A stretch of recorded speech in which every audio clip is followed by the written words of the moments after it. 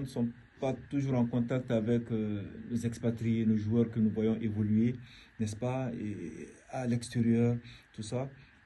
Et souvent, la CAN aussi, c'est au-delà du calendrier, souvent que c'est vrai, parce qu'aujourd'hui, nous sommes en décembre, la dernière CAN, c'était au mois de mai, le calendrier, ça se chevauche, mais c'est... Moi, on voit ça comme l'aspect de fête, se retrouver chaque 2 ans. On s'est dit le continent a droit à ça, en fait. Se retrouver chaque 2 ans autour de l'équipe.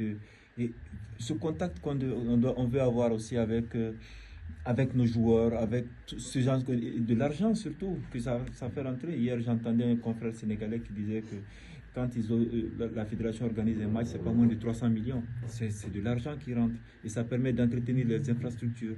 Et ça, vous l'aurez avec justement cette Ligue des Nations, où là c'est annuel. Et justement, la Ligue des Nations aussi, on s'est dit, ok, la faisabilité, parce que si on doit jouer avec le Mali doit jouer avec le Swatini, se déplacer, souvent ça pose problème sur le continent. Ce sera régional. Justement, vous n'aurez pas à aller jouer au sud de l'Afrique complètement. C'est cette logique régionale d'abord.